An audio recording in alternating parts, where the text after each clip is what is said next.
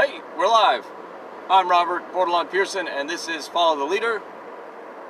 And today, I want to talk about what is leadership. Because I don't think it's kind of nebulous. It's in the name of the thing that I'm doing. And I don't know. It still feels fuzzy when I think about it.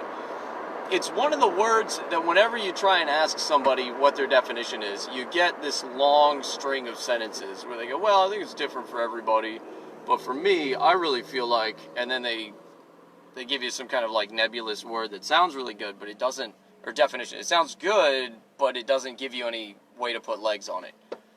And I think that's not helpful at all. I have a rule of thumb when I'm looking at ideas or principles or things. I want to know a one-sentence definition. When I'm trying to understand an idea in a way that I want to make it practical and useful, I need a way to define it in one sentence. Because then it gives you a trajectory to go, okay, that's that. Right, so for love, it's choosing a course of action that is what is best for another person. And it's worded that way because you're intentionally choosing a course of action, something you're going to do that is for the betterment of someone else. And it's not any specific. Their physical health, their mental health, their spiritual well-being, all of that. The desire is that all of those things are better for you having interacted with them, and you're going to continue to make choices and decisions that is what's best for other people. That's love as far as an actionable way to define it, right? We're talking about biblical, godly love. Obviously, husband and wife are different. That's the fundamentals, though, are very similar. Anyway, so yeah, I want a one-sentence definition because then it lets me know what to do. You know, if I love this person, I'm going to do what's best for them. Not what's easiest for them, not what they want me to do, not what I want to do. I'm going to do what is best for them, which sometimes is to not help because they need to help themselves, right? If you sit in a wheelchair all the time, you'll never learn to walk, unless you have medical issues, right? We can all use common sense here, I hope. If you have perfectly good legs and you wheel yourself around in a wheelchair all the time, your legs are going to atrophy and become useless. You have to get up and walk on your own without that assistance. In the same way, loving somebody, you do what's best for them, which sometimes is to just sit back and watch them struggle, versus meaningfully engage and assist them at every turn. Anyway, so leadership, right? What's the one sentence definition for leadership?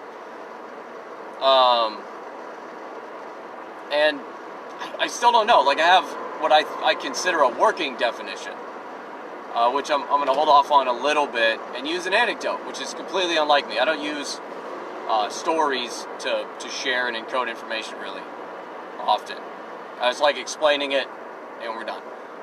But in this case, I do have an anecdote because I always assumed that leaders knew what was going on and they have all the angles covered.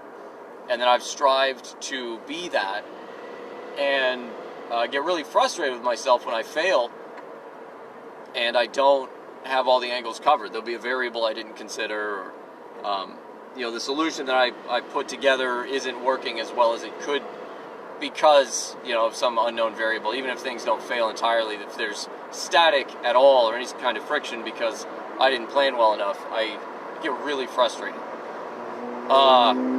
So my wife and I had a not a typical wedding because my family was thousands of miles away.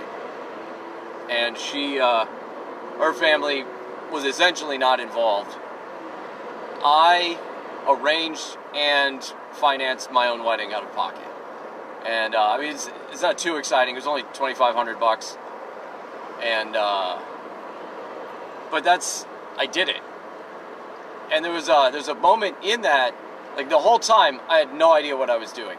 And I just kept doing the next thing that made the most sense. I was like, well, I guess we have to go someplace.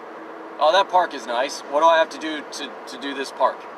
Oh, I have to go to this clerk's office and give them, $300 to make sure we don't wreck it, and then they give it back later. Cool.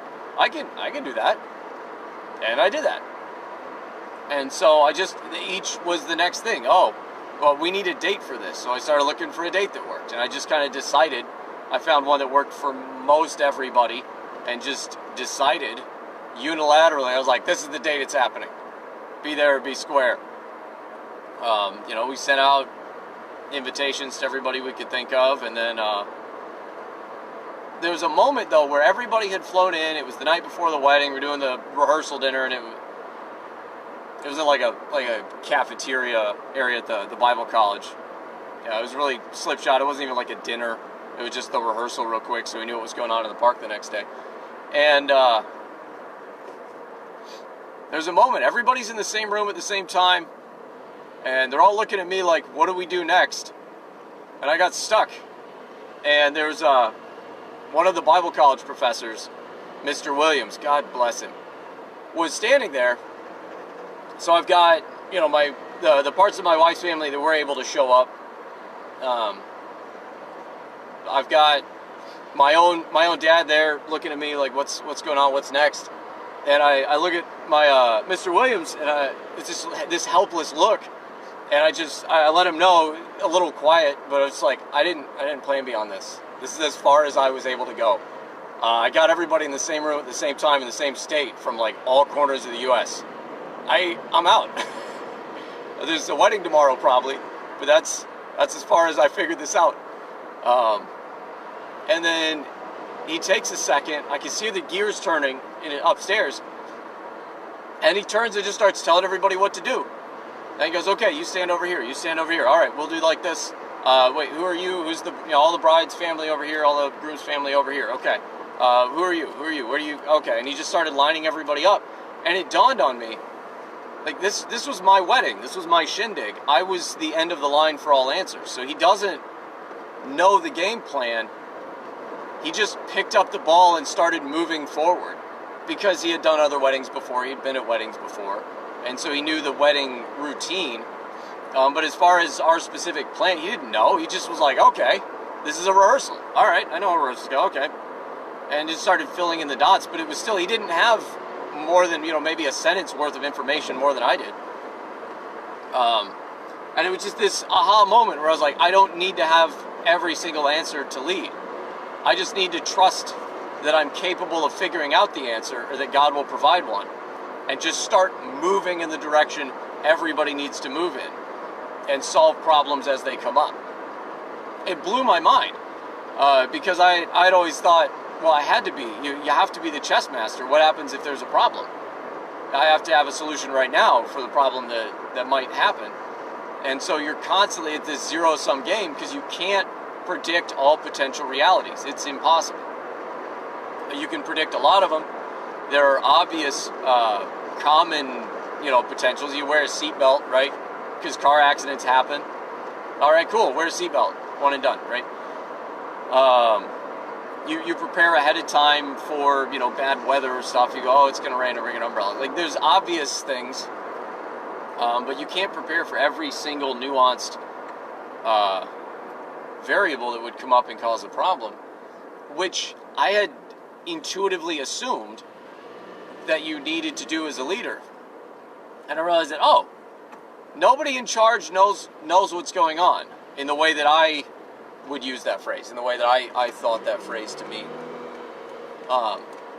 They have a general idea, they have a general plan, they have contingencies for the biggest things that could go wrong, and they just trust God and they trust themselves to be able to figure it out on the fly if things start going too sideways. And that's, so all right. So that's been a way of looking at leadership that's been very helpful. You can't steer a car that's not moving. Another connected anecdote. At the same time in my life, I had an Oldsmobile Achieva that had no power steering, and I had no money to get the power steering fixed. So I just drove without it and got stronger. And when you're driving a car without power steering, you learn very quickly, if you just sit there and you try to turn the wheel while the car isn't going anywhere, it is difficult. It can be done when you get stuck and you have to make a really sharp cut out of a parking space or something. But almost all the time, all you have to do is put it in drive and let it start creeping, and all of a sudden, it's incredibly easy to start, even without power steering. There's a little resistance, but it's still much easier once the car is rolling to steer, which is fascinating. That's exactly for us, right? Once we start moving in a direction, it's a lot easier to steer around problems and guide what's going on.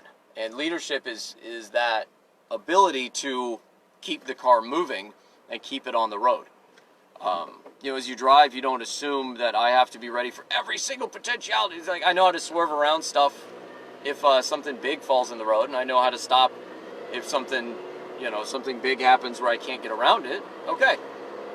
Beyond that, let's keep going. Oh, I missed my turn. Well, we'll just have to go around. Just active problem solving. That is sort of the heart of leadership.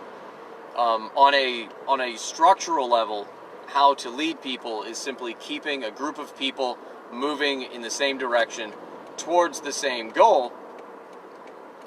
And I'm not going to miss my turn this time. And while trusting yourself and trusting God to be able to solve problems as they come up. On a personal level, when you're leading individuals, or it might be better termed influence, but you're positively affecting someone. It's similar to love as far as making the choices that are the best for that person. You want to influence them in the way that is best for them. Leadership would be you're not leaving them to their own devices in that regard. You're leading them to be the best that they could be, or to what is better for them, right? So if you have a friend who smokes, your goal would be to convince them that smoking is a bad idea. You're leading them, so at an individual level, but on a group level, the goal is to keep the group, you clarify the goal, and then you keep the group moving towards that goal, and simply prepare for the biggest problems ahead of time, and trust that you can avoid the little problems as they come up, or deal with them, all in the grace of God, of course. So that's all I have, and hopefully that's been helpful, or at least been some food for thought. So yeah, the one sentence definition of leadership for me is at a group level, keeping a group of people, clarifying the goal, and keeping the group moving towards that goal, trusting that God will help you overcome problems as they come up. And, there's a lot of clauses if you actually want to force it to one sentence, but anyway. And then on a personal level, obviously, influencing a single individual for their own betterment, influencing them towards a course of action for them to take that's the best for themselves, right? Trying to be an active participant in the Holy Spirit's work of sanctification in their life, right? You want them to do better. You want them to become more and more Christ-like as their life goes on. But you can't just tell people to do that. But you can definitely be on the Holy Spirit's team and kind of, give people nudges and stuff. So anyway, that's all I got. And awesome stuff. Also, I wrote a book. I'm going to start plugging this randomly, I guess. The Blue Collar Blind Spot. I firmly believe that the blue collar community is an unreached people group, effectively, from the perspective of evangelical mainstream media. They are tacitly ignoring blue collar people. And so I wrote a book making the case. Interesting things in it if you're not just a pastor in ministry or somebody that works with large groups of Christians, such as a speaker or something. I spent an entire chapter laying out a linguistic argument for why Jesus was a carpenter, someone who worked and made things out of wood. And there's an important theological significance to that, as well as daily life application and significance.